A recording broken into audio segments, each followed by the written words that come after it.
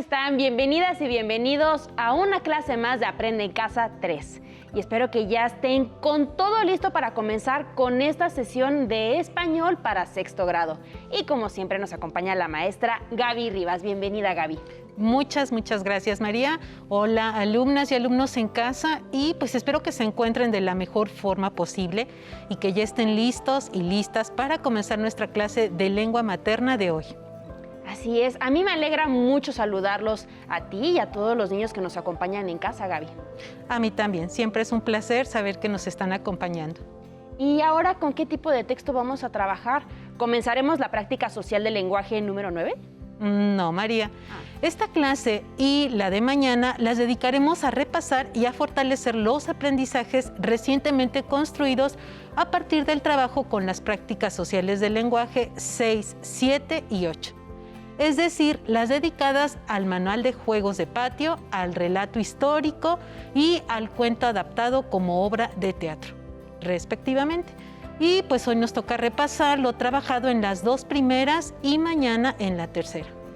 Y supongo que es un buen momento para preguntarte sobre el propósito de esta sesión, ¿no es cierto? Sí, María, es un buen momento y también porque debemos apurarnos. Tenemos mucho trabajo por delante y poco tiempo. Así es, y supongo que a pesar de todo leeremos algún texto literario, ¿cierto? Así es, María, pero despacio que llevamos prisa. Sí, leeremos un texto literario igual que siempre. Sin embargo, se tratará de un cuento muy, pero muy breve.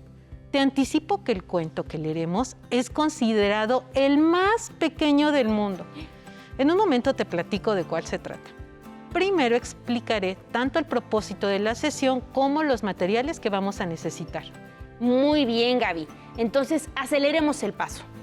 Bien, el propósito de hoy será, en la primera parte de la clase, reconocer los rasgos esenciales de un manual de juegos. Y en la segunda, reflexionar sobre las principales características de los relatos históricos. ¿Y qué materiales vamos a necesitar? Vamos a necesitar tu cuaderno, libro de texto de español, algo con que anotar y, de ser posible, un diccionario. Recuerden tenerlo siempre a la mano durante esta clase y también al leer o estudiar otras asignaturas. Úsenlo con libertad y no solo investiguen en torno a las palabras que buscamos aquí. Y ahora sí leeremos el cuento más pequeño del mundo, Gaby. Sí, María. Se titula El dinosaurio. Y su autor es el escritor nacido en Honduras, nacionalizado guatemalteco Augusto Monterroso, Tito para sus cuates, quien por cierto radicó en México buena parte de su vida. Oye, Gaby, ¿y este cuento qué tan chiquitito es? Mucho, María. De hecho, te propongo que lo leamos y lo releamos, pero te anticipo que en esta ocasión no podremos detenernos a analizarlo y que no se vincula con el tema de la clase. Hoy solo se trata de compartir con las y los niños y contigo una joyita de la literatura escrita en español. Me encanta el goce estético. Niñas y niños, con ustedes el cuento más pequeño del mundo en voz de la maestra Gaby. Muy bien, ¿listos? Pues cuando despertó, el dinosaurio todavía estaba allí. Monterroso Augusto, obras completas y otros cuentos. Tercera edición. México, Joaquín Mortis, 1971, página 77. ¿Ya? Ya, ¿Es María. broma, Gaby? ¿Es broma? ¿Cómo que ya? No, María. ¿Quieres que te lo cuente otra vez? Sí. Cuando despertó, el dinosaurio todavía estaba allí. ¿Es en serio? ¿Ese es todo el cuento, Gaby? Pero si la referencia bibliográfica es más grande, mira. Pues sí, es un cuento, María. Desafortunadamente, no nos detendremos ahorita a analizarlo en clase. Sin embargo, tanto las y los niños como tú ya saben analizar textos por medio de preguntas. Además, ya conocen las particularidades fundamentales de esta clase de textos, las cuales están presentes en El dinosaurio de Tito Monterroso. ¿Sí? Así es, María. De hecho, si lo analizan después de clase, podrán percatarse que cumple, entre otras cosas, con la estructura tradicional del cuento, compuesta de planteamiento, nudo y desenlace. Solo les pido que recuerden que la información no siempre es explícita y que para obtenerla debemos reflexionar sobre lo leído, hacer inferencias, plantear preguntas y sobre todo disfrutar de la lectura. Muy bien. Entonces, analizaré el cuento en casa con mi familia. Creo que también puede gustarles el ejercicio y también se preguntarán si esa es toda la extensión del cuento. Sí, María, es una buena manera de aprender a leer con la acepción que implica comprender y no solo decodificar símbolos. Niñas y niños, les sugiero que por su cuenta hagan ejercicios de análisis como los que hemos realizado en clase, por medio de preguntas. Y así he comenzado a leer en tiempos recientes. Me emociona mucho darme cuenta de que mi comprensión sobre los textos es ahora pues mucho más honda y va más allá de si me gustó o no la historia. Me alegra mucho escuchar eso, María. Y pues ahora llegó el momento de comenzar con nuestro repaso sobre el manual de juegos para patio y luego sobre el relato histórico. Pues disfruté mucho trabajar con estas dos prácticas sociales del lenguaje. La primera me recordó mi infancia y me hizo suspirar, mientras que la segunda me acercó a una de mis principales pasiones en la vida, que es la historia, y me descubrió con mayor claridad a un personaje extraordinario, Panchito Villa. Muy bien, María, te veo muy motivada y pues empecemos entonces con el primer tema. Si lo recuerdas, primero identificamos y reconocimos diversos juegos de patio y los enlistamos con el propósito de elegir uno y de elaborar un manual dirigido a niños más pequeños. Sí, y este ejercicio de memoria me trajo al presente recuerdos preciosos jugando stop, resorte, avión, gato, escondidillas, ponle la cola al burro, encantados, estatuas de marfil, listones y un larguísimo etcétera. Así es, María. Además de todos estos juegos que recordamos, aprendimos a distinguir los juegos de patio de los de mesa y concluimos que los juegos que solemos practicar en la escuela son denominados de patio, o lo que es igual, juegos al aire libre. Sin embargo, también aclaramos que no hay que confundirlos con los deportes. Claro, porque los juegos de patio o al aire libre requieren actividad física, aunque no es indispensable la disciplina. Muy bien. Por otro lado, los juegos de mesa son de esparcimiento y también pueden considerarse juegos mentales porque por lo general exigen reflexión y estrategia. Y también resaltamos algunas de las razones por las que el juego es una de las actividades más importantes de la infancia. Muy bien, María. ¿Cuáles recuerdas? Primero, que nos ayuda a estrechar lazos afectivos. Además, nos enseña a respetar reglas, fomentando así la convivencia y el trabajo en equipo. Y también es beneficioso para aprender a ganar y a perder, lo cual no siempre es sencillo. Y por si fuera poco, estimula nuestra creatividad y nos pone muy alegres y puede contribuir a nuestro fortalecimiento físico y a nuestro desarrollo intelectual. Muy bien, María. Y fíjense que también identificamos la función de los manuales de juegos. Sí, y para ello recordamos las primeras veces en que jugamos un juego y surgen dudas y necesitamos conocer sus reglas y la dinámica y cuáles pueden ser sus variaciones, y así que se vuelve necesario recurrir a un instructivo o debemos pedirle a alguien que nos explique cómo se juega. Así es. Fíjense muy bien que conocer las reglas del juego es indispensable. De hecho, es parte de lo divertido de jugar, pues las reglas son lo que en gran medida le proporcionan identidad al juego mismo. Así es. Y si lo recuerdas, también leímos diversos instructivos para identificar sus características. Incluso leímos instrucciones para subir una escalera de Julio Cortázar. Claro, ¿cómo podría haber olvidado las instrucciones de Cortázar, quien, por cierto, poco a poco gana terreno en mi lista de escritores favoritos?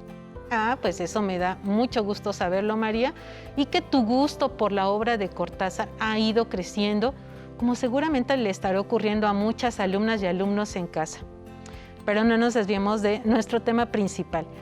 María, ¿qué otra particularidad de los instructivos identificamos al leerlos y al analizarlos? Pues aprendimos que los instructivos requieren modos verbales particulares y que por lo general usan el infinitivo o el modo imperativo. Muy bien. ¿Te acuerdas de las características del infinitivo? Pues recuerdo que los infinitivos no están determinados o no tienen un tiempo verbal, es decir, no están en presente, futuro o pasado. Este tipo de verbo solo expresa la acción sin especificar un tiempo particular. Por ejemplo, dibujar es un verbo en infinitivo, pero dibujó está en pretérito y dibujaré en futuro. Muy bien, María. Los infinitivos son verbos sin tiempo definido y terminan en ar, o ir. Ahora, María, ¿qué podrías decirme sobre el modo imperativo? Que se emplea para expresar una acción que es una orden y en los manuales de juego se usan para manifestar acciones obligadas en el mismo. Por ejemplo, hacen 2 equipos y hagan 2 equipos. Muy bien, María. Para recordar con mayor precisión la información, vamos a ver unos ejemplos. Y ahí los tenemos en pantalla y nos dice, primero tenemos de instrucciones y si se fijan el verbo dice contar en voz alta hasta el número acordado por todos los participantes al estar de frente a una pared y con los ojos tapados. Y en el modo imperativo tenemos instrucciones, cuenta en voz alta hasta un número acordado por todos los participantes mientras estás de frente a una pared y con los ojos tapados. Entonces, cuando los verbos están en infinitivo, aparecerán en su forma simple y su terminación será ar, e ir. Y si aparecen en modo imperativo, esto equivale a una orden. Muy bien, María, vayan tomando nota en casa. Otra característica de un manual es que debe contener instrucciones claras, sencillas y precisas. Aún más en el manual que elaboramos, pues su destinatario fueron los y las niñas de primer grado. Sí, por ello trabajamos herramientas para ordenar nuestro texto cuando escribimos un manual o un instructivo y vimos cómo hacer notas y diagramas al escribir. De hecho, elaboramos una secuencia de acciones para crear nuestro manual. Si tienen alguna duda, pueden consultar la página 80 de su libro de texto, donde aparecen algunas sugerencias de formato que incluyen apartados para el título, los materiales y las instrucciones. Y este diagrama nos resultó muy útil para iniciar nuestro manual porque en él debes especificar el tamaño y forma del texto, así como los dibujos, esquemas, diagramas y o fotografías que incluiremos.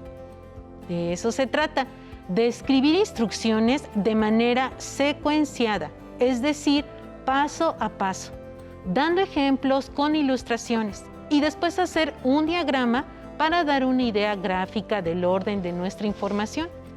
Encontramos esta clase de diagramas, por ejemplo, en los instructivos para armar cosas. Además, para la elaboración de nuestro instructivo, aprendimos que deben incluirse palabras que indican orden temporal, como primero, después, mientras, al mismo tiempo, luego, antes y así sucesivamente. Muy bien, María. Y con el mismo propósito podemos emplear numerales y viñetas para expresar secuencias.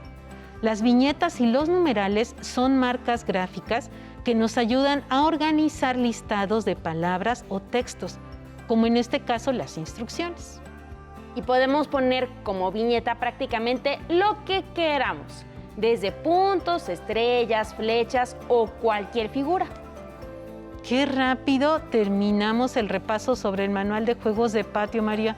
Fue porque recuerdas muy bien el tema. Así es. Entonces ahora ya podemos pasar con mi Doroteíto precioso. Claro que sí, María.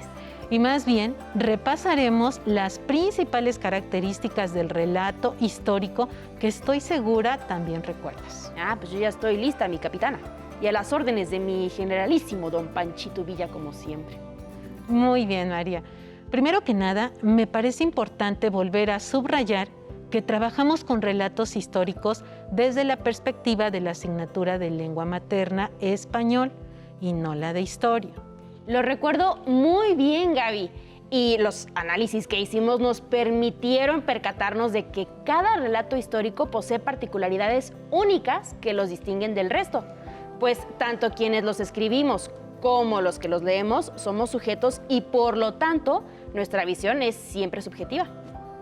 Eso se relaciona con lo que explicamos de que se puede hablar, por un lado, del hecho histórico en sí mismo, al cual, por decirlo de algún modo, accedemos mediante la vivencia o la investigación, y por otro, de la perspectiva única que cada quien tiene para vivirlo, interpretarlo y contarlo inevitablemente.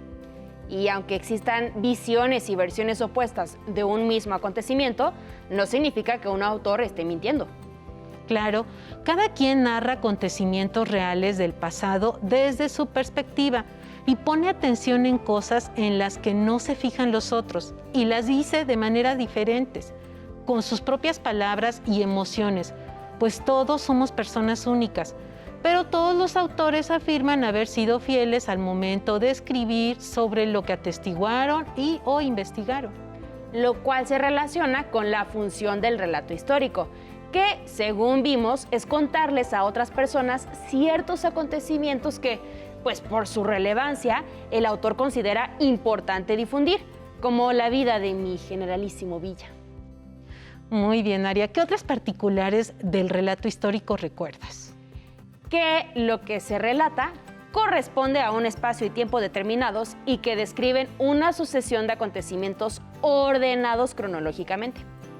En efecto, el relato histórico está integrado por una sucesión de acontecimientos en los cuales los personajes van sufriendo una transformación, así como las situaciones en las que están envueltos, como en el relato sobre Villa escrito por Nelly Campobello, donde se enfatiza cómo dejó de ser un rebelde bandolero para convertirse en uno de los principales estandartes de la Revolución Mexicana. Por otro lado, ¿te acuerdas, María, si el relato histórico debe seguir alguna estructura particular? Lo recuerdo muy bien. Tanto los análisis que realizamos en clase como la escritura de mi propio relato histórico me permitieron comprobar que, como en otra clase de relatos, el histórico también suele seguir una estructura tradicional, es decir, con introducción, desarrollo y su conclusión. Muy bien. ¿Y recuerdas el lenguaje que suele emplearse en esta clase de textos? Sí, lo más común es que se emplee el lenguaje formal. Así es. Para la escritura de los relatos históricos suele emplearse el lenguaje formal, el cual, como pudimos apreciarlo por medio de todos los relatos que leímos, se distingue por la corrección sintáctica, por cuidar mucho la forma, por emplear un vocabulario preciso y por la ausencia de muletillas, modismos y vulgarismos, excepto en algunas partes de los relatos, como los diálogos directos, en los que, para que resulte más verosímil, sí suele emplearse un lenguaje más informal, cercano al cotidiano. Sí, y a través de los diálogos directos, los personajes se escuchan más naturales, de una forma más cercana a cómo habla la gente del pueblo o en su día a día.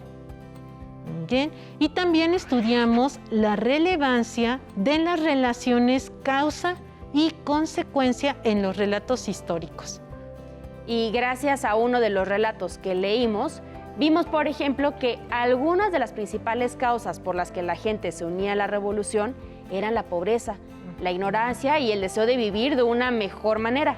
Y una de las principales consecuencias de esa pobreza y de esa desigualdad generalizada, pues fue la revolución. Así es, María. Y también estudiamos los conceptos de sucesión y simultaneidad. En realidad, los repasamos, porque ya los habíamos estudiado en historia.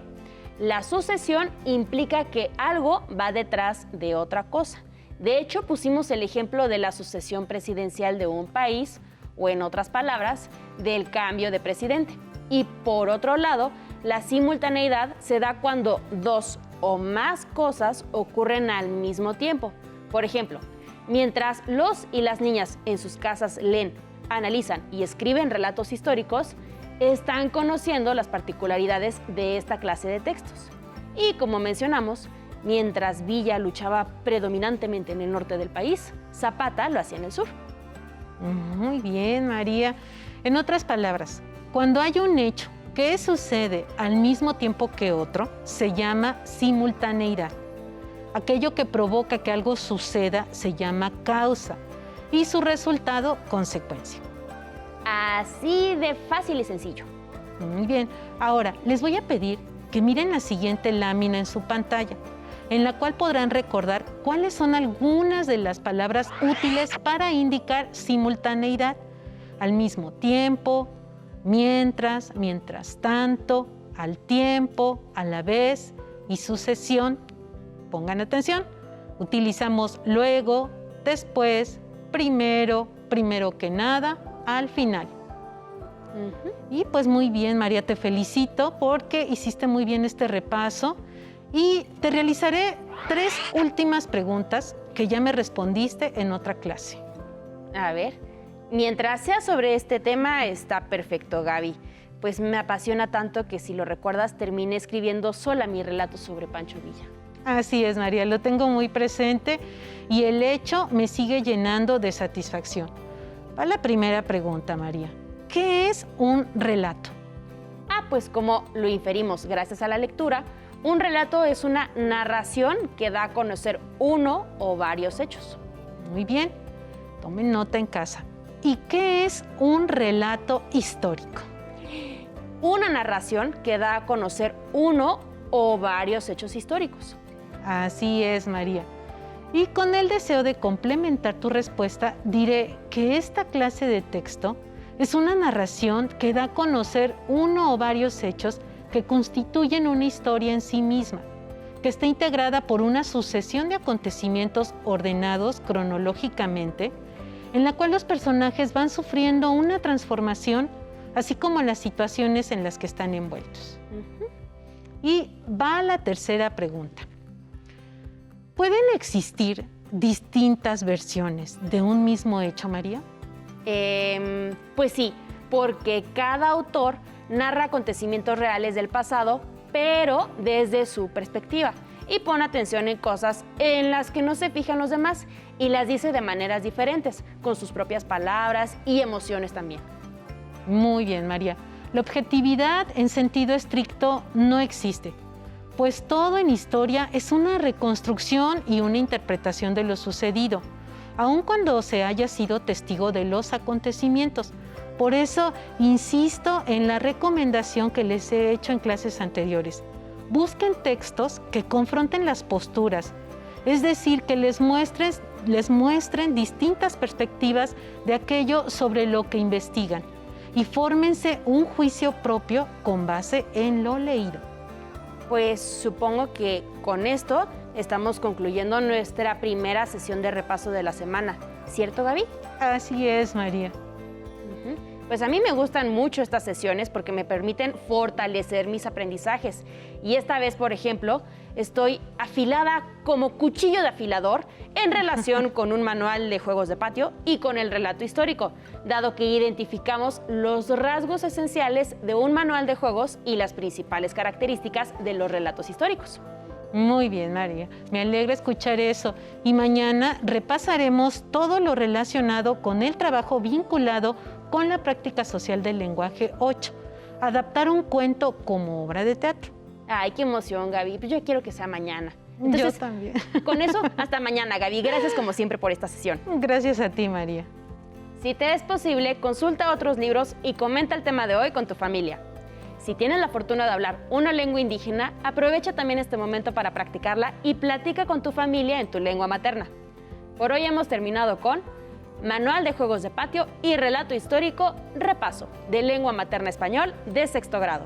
Y espero que lo hayan disfrutado tanto como la maestra Gaby y yo. A continuación, historia. Nos vemos. Hasta la próxima. Adiós. Pero antes, a movernos un poco.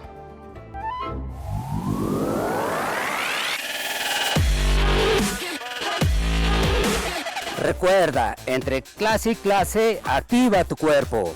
En esta ocasión vamos a trabajar el tríceps. Nos vamos a parar derechos. ¿Sí? Vamos a elevar los brazos, nos vamos a llevar las manos atrás de la nuca y vamos a hacer una extensión, como si quisiéramos alcanzar el cielo. Venga, 1, eso, perfecto. Con fuerza, que se vea. Bien, Yair, muy bien, perfecto, exacto, así es, así es. Ok, perfecto. Ahora vamos a hacer la demostración. Flexión, extendo, con fuerza, con fuerza. Bien, Yair, muy bien, con fuerza. Uno más, bien, muy bien. Claro que sí. Bien, descansamos, Yair. Bajamos los brazos, respiramos, respira profundo. Ahora vamos a trabajar el brazo de bíceps. Nos vamos a parar derechos, vamos a pegar los codos a nuestro cuerpo y vamos a hacer la flexión a 90 grados. Bajamos, flexionamos, exacto, muy bien, Yair, así exacto. Con fuerza, que se vea bien, 90 grados, perfectamente bien realizado. Una vez más, bien, flexionamos a 90 grados, bajamos, flexión, extensión, flexión, extensión. Muy bien, Yair, exacto.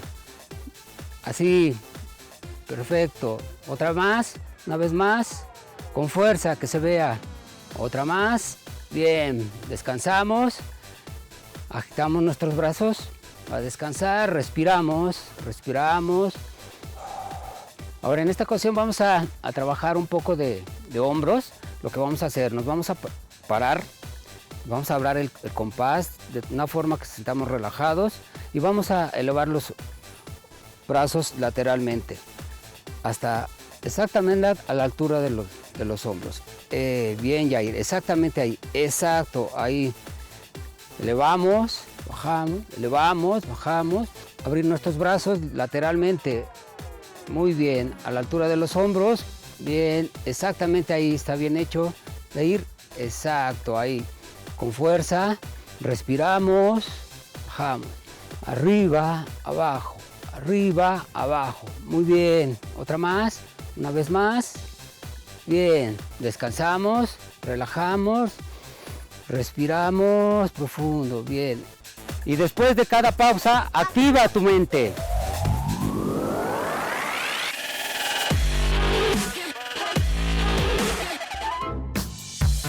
Si no tienes el libro de texto o necesitas ayuda para responder las preguntas, contáctanos. Para apoyo pedagógico, hay maestras y maestros de lunes a viernes de 8 a 20 horas en el teléfono 55 41 72 04 13, con 100 líneas. También puedes encontrar los libros de texto en la página conalitec.cep.gov.mx. Si quieres volver a ver los programas de Aprende en Casa, los puedes encontrar en la siguiente liga: aprendeencasa.cep.gov.mx. Todavía me acuerdo la primera vez que vi germinar una plantita y en mi cabeza solo podía pensar qué tenía que pasar en él para que pudiera crecer. En mi casa todo empezó con un juego, con mi pequeño microscopio. A veces mezclando cosas en el baño y explorando todo lo que me encontraba a mi paso. En mi familia no era tan común que alguna mujer estudiara profesionalmente alguna ciencia y nunca faltó el familiar que me dijera: ¿por qué estudias eso? Nadie se va a querer casar contigo. Decidí estudiar ingeniería bioquímica porque me ayudó a entender cómo funcionaban los seres vivos, pero también empezó mi camino para descubrir soluciones que nadie más había encontrado. Hace unos años innovamos en el mundo de la nanotecnología, creando una nueva molécula capaz de matar virus, ayudando a acabar con una crisis de ébola. La vida te va a poner miles de retos. Está en ti seguir tus sueños, innovar y crear esperanzas y sobre todo dejar tu nombre marcado en la historia. ¡Atención! ¡Atención! A continuación, información importante. A este número puedes llamar cuando tú o alguien cerca de ti tenga una emergencia.